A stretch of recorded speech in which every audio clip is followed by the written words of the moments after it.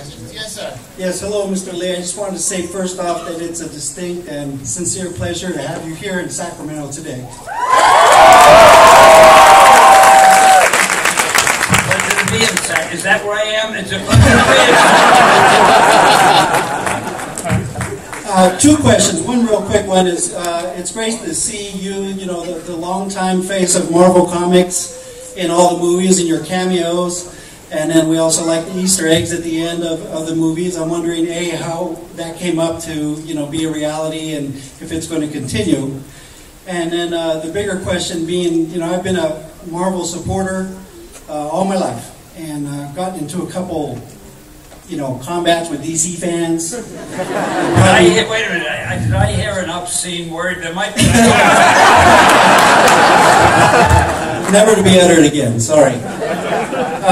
But, I feel like I've watched the Marvel company grow into something. Your question, sir, please. It's grown into such a huge empire. I'm wondering, from your perspective, from the early days to now, where Marvel's this huge empire, how does it feel to look at the impact you've had worldwide? I'll show you why I'm such a great guest at these panels. You heard the question? I like to give an answer that really grips you. Feels good. I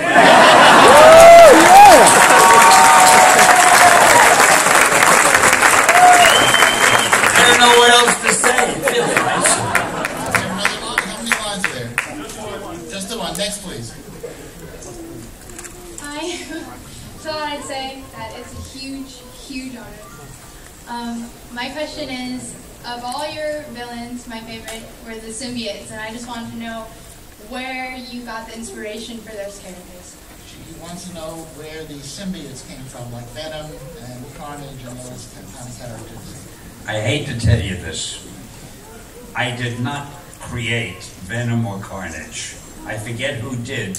But they're two characters that I didn't create. And just my luck, they became well known. But I don't want to try to take the credit for something I didn't do, which I'm known for normally. All right, thank you so much. Thank you. Next, please. Hi, I have a question in the Frankly chat app from Daniel Watts. You created X-Men as an allegory about racism and prejudice, two human weaknesses that defined America in the 50s and 60s. If you had created a superhero team today, what kind of real-life problems would you try to address with your comics? Can you summarize that? If you created the X-Men today, what kind of real-world problems would they confront? Probably terrorism, pollution, the energy crisis. I don't know, I guess. And I'd still stick to bigotry. I think that's still a big problem in the world.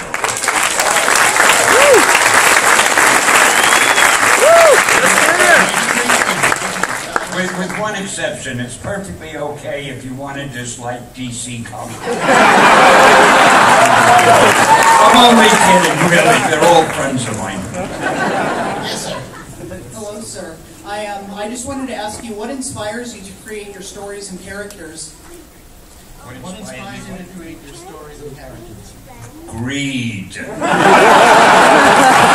needed the money. It was a job. I got paid for it. My publisher would say to me, "Hey, Stan, the Fantastic Four is selling pretty well. How about coming up with another superhero?" Well, if I did and it sold, I could keep my job. If I didn't, I might get fired. Now you know the true answer. Thank you, sir. Thank you. Next, please. Hey, when I was growing up, my question, I just wanted to tell you something. When I was growing up, I didn't have a lot of people to look up to in the neighborhood that I lived in. And the people that I looked up to were your comic book characters. And it wasn't because of their powers or anything like that. It was because the qualities that they had as people. The people around me didn't have those same qualities, and I wanted to grow up to be like them, not to be like the people around me. And I feel like if I didn't have that, I don't even know if I'd be alive right now. The places that I've lived, I don't know if I would even be able to be talking to you. So I just wanted to thank you for that. And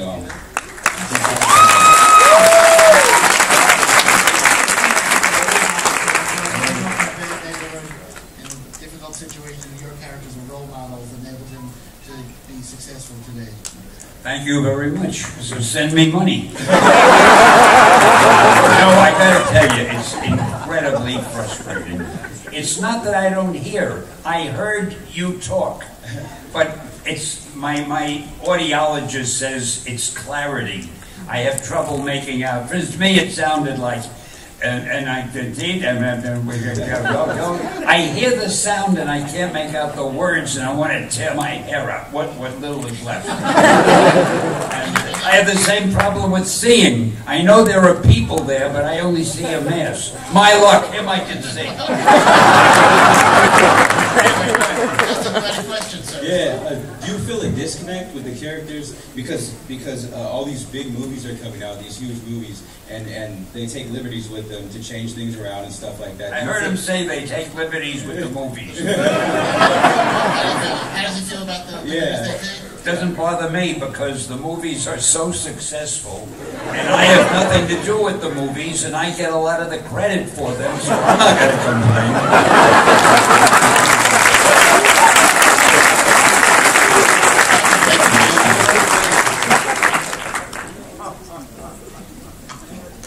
What is your favorite Marvel movie that you were in? My favorite one? What's your favorite Marvel movie that you were in? Well, I tell you the truth, I liked them all. If I mention one, and the director of another one hears that information, I'm finished. So I think they're all wonderful. My favorite is usually the one I have a biggest cameo in. First of all, Stan, I hope you feel better soon. Thank you. That I heard. I was wondering how your movie cameos came to be. How did your movie cameos come to be? What was the first cameo? I think it started with Bryan Singer, who did the X-Men, the first X-Men movie. He said to me one day, would I like to be in a scene? Well, despite the fact that I'm known for my shyness, I said, yeah, I'll be in a scene. I don't know if you remember the scene. There was a guy walking out of the water and everybody is staring at him. And one guy is selling hot dogs at the beach. And he's going like that, looking at, and that was me in a piece of acting that should have won an award. Thank you so much, Stan. Excelsior! I know there's more to the answer. I was going to say I must have done so well at that cameo that all the other directors said, why should Bryan Singer have all that luck and pleasure using Stan? So now they're all fighting for me. And if you believe that, I have a bridge in Brooklyn outside. No, I never saw, I didn't even get to eat one of the hot dogs. Okay, who's next? Another question from the Frankly Chat app from Brian. Stan, who is your favorite artist of all time? My favorite artist, what? Of all time. You know, they're all so wonderful. The one I did the most work with, though, and the one who was the most successful, I guess, was Jack Kirby. Jack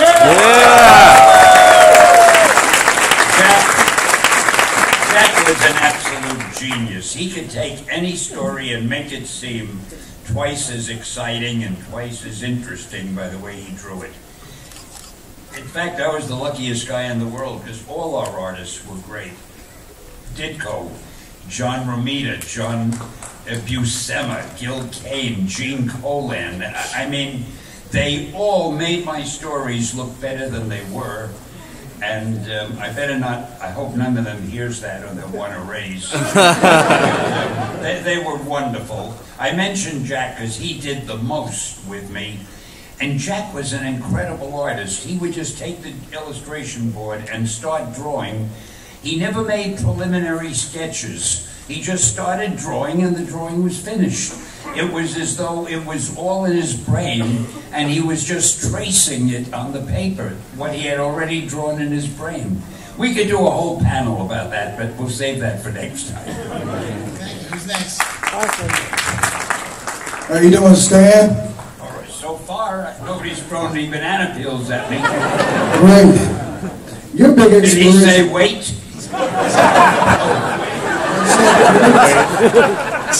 You're a big inspiration behind this concept that I created with this superhero, and I just wanted to know, are you going to try to create new, contemporary, fresh heroes for today's generation, or are you going to still follow the old Marvel comic characters? He wants to know if you're creating any new characters these days. Oh, yeah. I'm not doing any new ones for Marvel, but I have a company called, I'm still with Marvel and with Disney because they bought Marvel, so now I'm with Marvel, I'm with Disney, oh boy. But I have my own little company called POW Entertainment. Of course, you've all figured out that POW stands for Purveyors of Wonder. And we're doing a movie right now called The Annihilator. It's being done with a Chinese production company. It's going to be very big. Not a Chinese movie for all over the world. A new superhero. We have a new superhero in India called Chakra the Invincible that you'll be seeing soon. And we have a few new ones we're working on that I can't tell you the names of, but we're doing them with American production companies. But I'm not writing the screenplay. I just come up with the idea for the story, and then we give it away to screenwriters who don't do nearly as good a job as I would do, but I can't. So I'm keeping busy. I love coming up with these things, and I love talking about them. And the next time we get together, I did one called The Mighty Seven, which is on the, what network is it? Hub Network, HUB. It's mostly for kids. But The Mighty Seven is an animated movie, a full-length movie done in animation. As you figure, about 7 superheroes.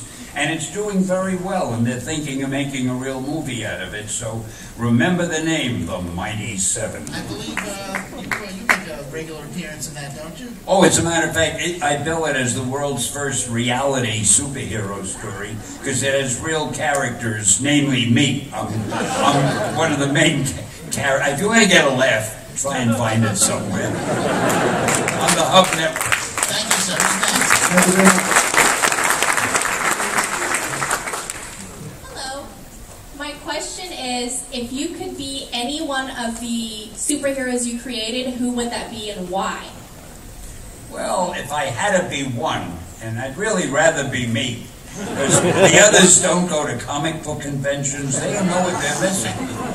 But I guess I'd want to be Tony Stark. I mean, the guy is rich, he's handsome. The women can't keep their hands off. I mean, who wouldn't want it? Zoe's got a bad heart. Big deal. Who wouldn't want to be Tony Stark? Thank you. Thank you. Next, please. Hi, I just had a question. If you could have any of your comic book villains or characters in a movie now, which would you choose? If you have any of the villains who haven't been in a movie yet, who would you choose? You know, I honestly don't. Oh, I guess the only villains that haven't been used that I can think of are in Doctor Strange. There was Baron Mordo, and then there was the Infinity, or I don't even remember them all. Oh, and Dormammu! I get scared just saying the name. Now you know how it's pronounced. I never knew that was the pronunciation. Dormammu. Thank you. Thanks for being here. I would have never remembered Dormammu. Wasn't there an adjective that came in front of it? The something. The dread Dormammu. I love adjectives.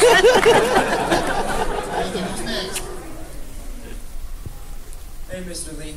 I hate to speak of blasphemy, but is there any DC character that you wish you would have thought of?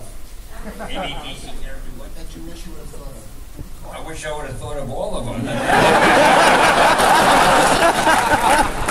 Now, I guess the best one, because it started the whole thing, is Superman. The only thing wrong with Superman, they made the mistake. Actually, Siegel and Schuster didn't make this mistake. They just said he can run faster than a speeding train, and he can leap over tall buildings. They didn't say he was totally invincible and nothing could hurt him or kill him. But they got themselves into such a bind when you never worried about Superman. Bullets wouldn't hurt him, nothing could hurt him. So they had to invent kryptonite. And unless he's menaced by kryptonite, why are you bothering to read the stories? And I shouldn't be talking this way. Yeah, it's not fair. I mean, they're not Marvel. Everybody can be Marvel.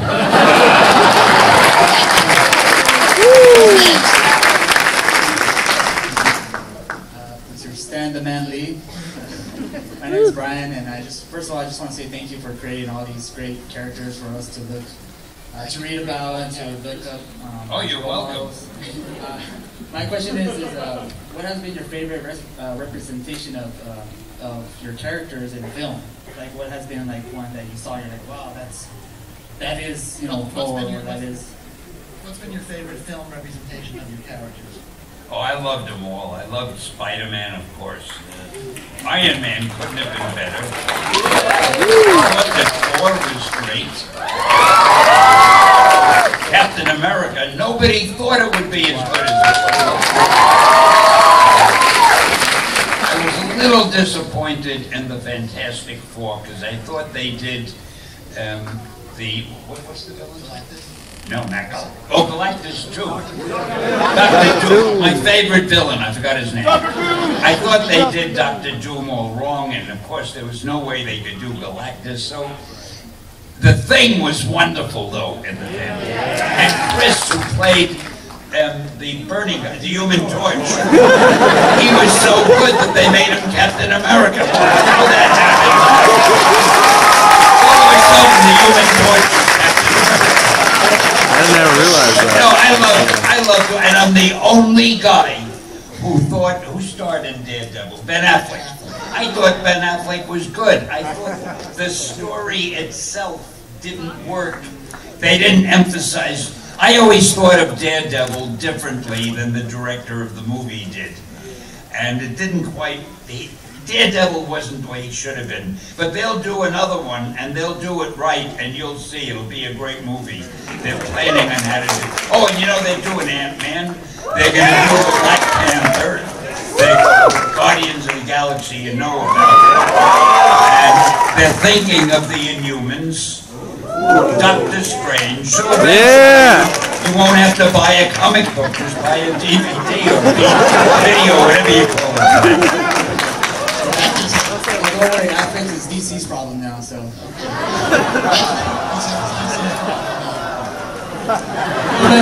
Next, please. Thank you. It feels terrible to be sitting up here. What did he say? What was that? Who's that? Where do I look? What did he say? Sorry, I don't hear you. All right. It gives him a job. I have to hear perfectly, but I don't want this man walking the street. Hi, I'm Jake. I'm an international professional journalist. We flew in from Belgium to be here. And one of the print magazines I write for is all about inspiring people. So, what kind of advice would you give to people who aspire to get a job in a creative kind of business, who want to be creative and actually be able to make a living out of it? He's come all the way from Belgium to ask you this question, which is, what would you could have written me a letter. What would you say to inspire people who want to get into a creative field, but it's difficult to break in? What should they do? Well, that's one question I don't know the answer to. I have no idea. I got into it by luck. I heard I had a cousin who knew the owner of this publishing company and said there was a job open. I didn't even know they did comics. They also did sport magazines and men's magazines and movie magazines. And I wanted to be a writer, so I knocked on the door. I said, I hear there's a job open. And there was an assistant to Joe Simon and Jack Kirby, who were working as a team doing Captain America. And my job was to fill the inkwells. In those days, they dipped the pen in ink. And run down and buy them their sandwiches for lunch and erase the pages when they needed erasing. And little by little, I got into it, so it was a total accident. But I wouldn't know what to advise somebody. I would think, find out what it is you want to write the most, and find out who publishes publishes or buys those kind of stories and try to write a story that you think they would like and send it to them. The toughest question in the world is, how do you get into a field like that? I honestly, I wouldn't know how to answer that if my own daughter asked me, which she did in the past, and I said, I don't know. Ladies and gentlemen, as you know, it's a abbreviated panel. I'm just getting started. Yeah, I'm all right.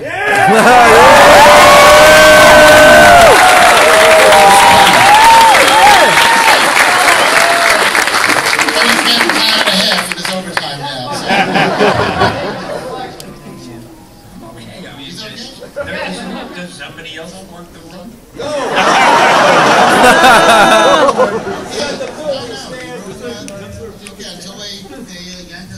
This is easier than working, I'll tell you. Okay, next question, please. If all the superheroes you created, what would be the strongest out of all of them? Who's the strongest superhero you've created? Well, probably a toss-up between Galactus and maybe the Hulk, who never people used to say to me, if this hero and that hero had a fight, who would win? And I always used to give the same answer. It depends on who's writing the story. You see, these are fictitious characters. Thank you.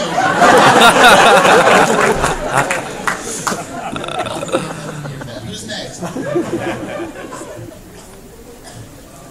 Hello. Yes, sir. Pleasure to meet you. My major question is, I've been reading a lot of Marvel and DC over the years, and I've been wondering, why is it that in all of the DC and Marvel crossovers, Marvel characters are always like eating dust? His impression is that in all the Marvel DC crossovers, the DC characters seem to win over the Marvel characters. Why is that? Probably because I wasn't in charge of it. I didn't know. There's only one crossover I know about. Years ago when I was there, we did a Superman-Spider-Man crossover. And I guarantee you that Superman didn't win. It must have been a draw. You're right, he didn't win. That's good. We have time for two more quick questions. Where did that announcement come from? So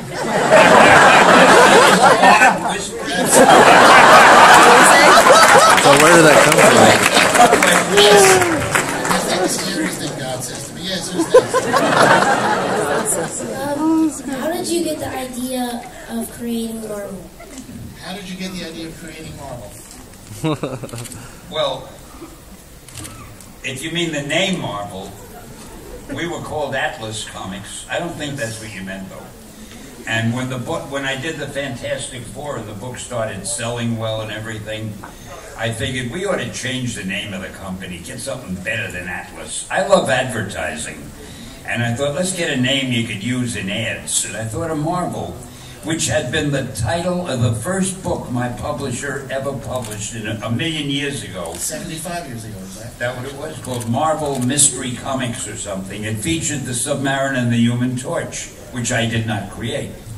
So I said, let's call it Marvel, because then I could use expressions like, make mine Marvel, and welcome to the Marvel Age of Comics. I mean, I love phrases like that. Now, I'll tell you a funny thing about that. When we changed our name to Marvel, DC was called National Comics. So they must have felt, hey, if they're changing their name, let's change our name. Now, National is a perfectly solid, good, respectable name. They actually paid somebody to do research and find a good name for them, and that somebody came up with DC.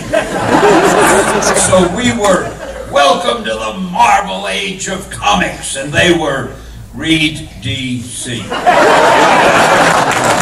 don't know. There were no competition. Friends of mine. So who's next? Hi, my name's Dakota, and it's just an honor to be here with you. And I've been wondering, where did you come up with the idea for Spider-Man? My name is Dakota. It's an honor to be here, and he wants to know, where did you come up with the idea for Spider-Man? Well, I told this story so often, for all I know, it might even be true. I needed the Fantastic Four sold well, the X-Men did well, and my publisher said, come up with another hero. I wanted to keep my job. So I started thinking, and I saw a fly crawling on the wall. And I thought, boy, wouldn't it be cool if a superhero could stick to walls like an insect? No, I'm lying. I couldn't have said, wouldn't it be cool? I don't think the word cool, I think I probably said, wouldn't it be groovy? Anyhow, to make a long story short, I went to my publisher and I said, I got an idea for a character. I'll call him Spider-Man. And he's a teenager, and he's got a lot of personal problems, and he's got the powers of a spider. My publisher said that is the worst idea. Said, first of all, people hate spiders. You can't call a hero Spider-Man. Secondly, he can't be a teenager. Only sidekicks are teenagers. And thirdly, he can't have personal problems. He's supposed to be a superhero. And this went on and on. So I published the story myself in a book that we were going to kill. When you're killing a book, nobody cares when you put in the last issue. So I threw Spider-Man in, I had Ditko draw it, and I put it on the cover. The book sold like crazy. So my publisher came in to me when the sales figures came and said, hey Stan, you remember that character Spider-Man of yours that we both liked so much? I swear. Said, let's do a series, and that's how it happened.